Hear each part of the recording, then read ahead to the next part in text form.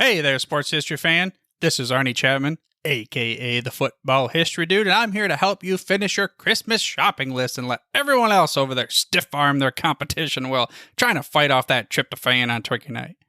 Now, what we did was we partnered with Rochester Sports Autographs, the largest JSA authenticated autograph distributor in the United States, where you can get up to 75% off over 30,000 autographed sports collectibles during this holiday season. They have something for everyone. But how is RSA able to offer such great deals on JSA authentication, you ask? Well, they do this by making deals directly with athletes so there are no extra markups, and they choose to then pass that savings on to you, the customer. Now, all orders from Rochester Sports Autographs are top quality and shipped to your door with top authentication and a money-back guarantee. But hurry up because customers are so stark raving mad for RSA that memorabilia sells out daily. All you have to do is head over to shoprsa.com/SHN. Again, that's shoprsa.com/SHN. So don't wait to bring home your favorites and own a piece of sports history for you and the loved ones on your shopping list this holiday season. Now it's time to take a sports break, a look at sports history on a daily basis. Hello, my friends of sports history. This is Darren Hayes of the Sports Jersey Dispatch Podcast. Welcome once again to the Pig Pen, your place for all things great in sports history as we dive deep into November 19th in this sports break with the great events in sports history that happened on this date, the athletes that performed them, and the uniform numbers that they wore, if they wore them at that time. And we can find the numbers. We have a couple of those coming up. But before we talk about that, let's make sure that you know that we are on social media. We are really active on Twitter. Our handle on Twitter is at Pigskin Dispatch. We'd love to have your follow on there, and you can see what's going on, what we're tweeting about each day, and sort of a pattern of events that's happened a lot of on this day, some of the greatest games, celebrating some sports heroes from yesteryear. Love to have you follow us at Pigskin Dispatch on Twitter. Now, those uniform numbers that we're talking about for November 19th are 39, 16, 45, 8, 46, 17, 20, and 24, 8, 15, and 23. November 19th, 1932, and Joe Kershaw, a player from the University of Mount Union, ended up scoring 71 points in a college football game. Back then, Mount Union was called the West Liberties Teachers Union, and they ran wild on the gridiron against Cedarville College of Ohio. The final score, with the 11 touchdowns scored, was 137-0. Now, they were a big shutout, big offensive scoring, but that winning team had 20 touchdowns with Kershaw, 11 of them, which he carried them over the goal line. He was a halfback, and he also kicked 5 extra points to make that round number of 71 for such a spectacular day for one individual. Not so good for Cedarville College, but very good for the Teachers College with Joe Kershaw on their team. Now, we did not get a number of Joe Kershaw back in then. We're not even sure he wore a number, but needless to say, we got to mention that because that's spectacular. November 19th, 1951, Roy Campanella, number 39 of the Brooklyn Dodgers, was named the National League Most Valuable Player on his 30th birthday. So quite a birthday present there for Mr. Campanella.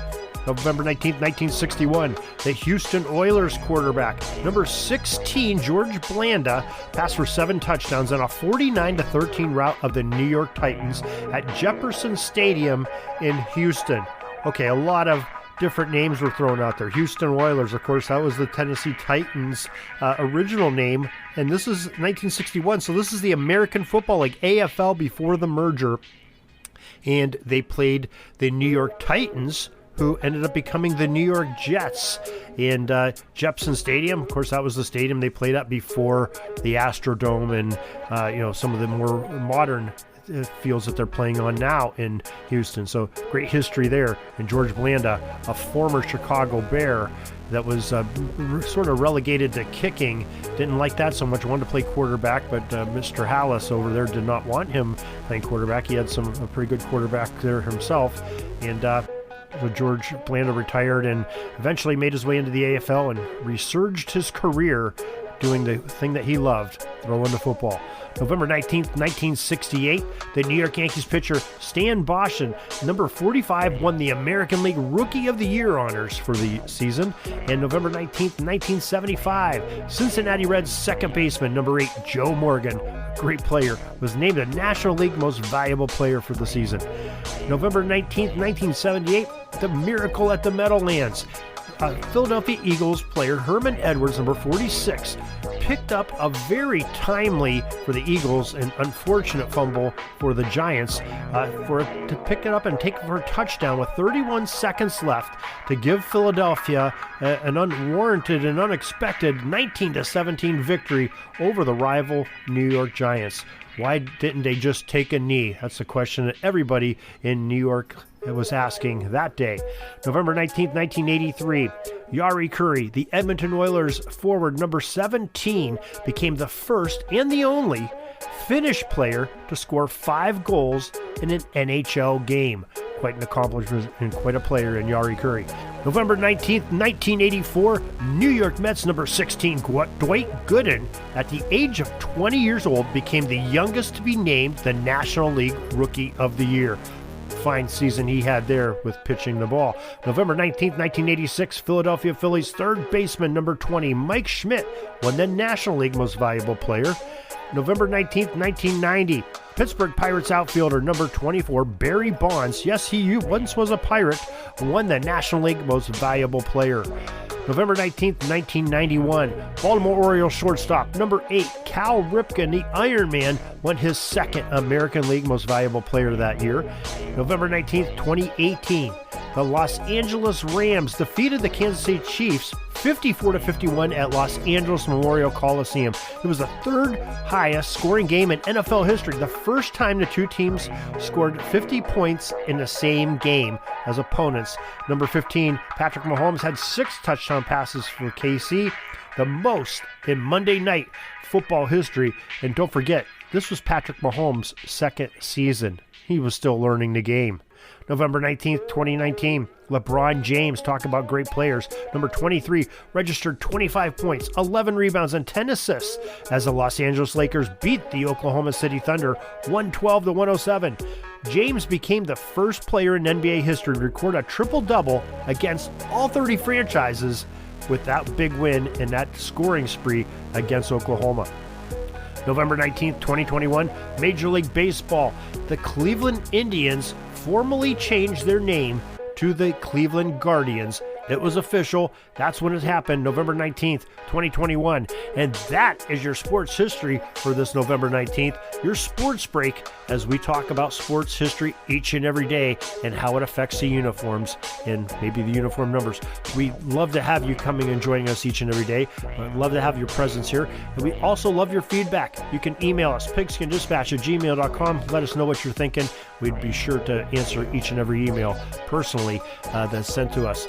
Also, join our newsletter. Very easy to do. Go to the show notes of this podcast. You get a newsletter each and every day, 6:30 a.m., knowing everything that's going on from the Pigpen Sports. So till tomorrow, everybody, have a great sports history day.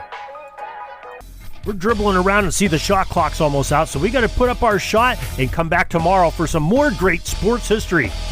We invite you to check out our websites, jerseydispatch.com and pigskindispatch.com. Not only see the daily sports history, but to experience the preservation of great events and people that play the games. Find us on Pigskin Dispatch. It's also on social media outlets of Facebook, Twitter, Instagram, and don't forget the Pigskin Dispatch YouTube channel to get all your daily sports history. Pigskin Dispatch is happy to be associated with the Sports History Network, the sports headquarters of yesteryear, found at sportshistorynetwork.com.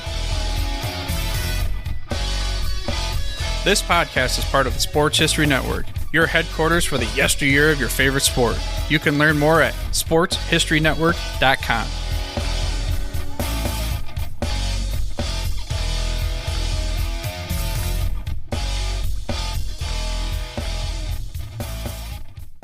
Hey there, sports history fan. This is Arnie Chapman, a.k.a. the Football History Dude, and I hope that you enjoyed this recent episode presented by the Sports History Network and were able to learn some good old-fashioned sports history knowledge nuggets.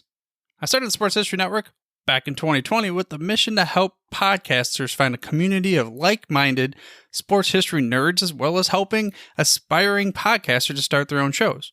We have a little bit over 30 shows on the network right now covering all sorts of sports history, but as far as I'm concerned, we're just at the toothpick in the ocean moment, that can't even figure it out because there's so much more coming. We wanted to create the ultimate headquarters for sports yesteryear, starting with Podcast Network and our website, but we're going to continue to move into other mediums as well. And here's the cool part, because we want you to be part of our team. So if you're interested in starting your own podcast, or maybe being a guest on one of our shows, or who knows, maybe even writing an article for us over on the website. Seriously, all you gotta do is reach out to us on the contact page over at sportshistorynetwork.com. You can be as technologically savvy as a Neanderthal tapping on a stone trying to figure out this whole hieroglyphics thing back in the day.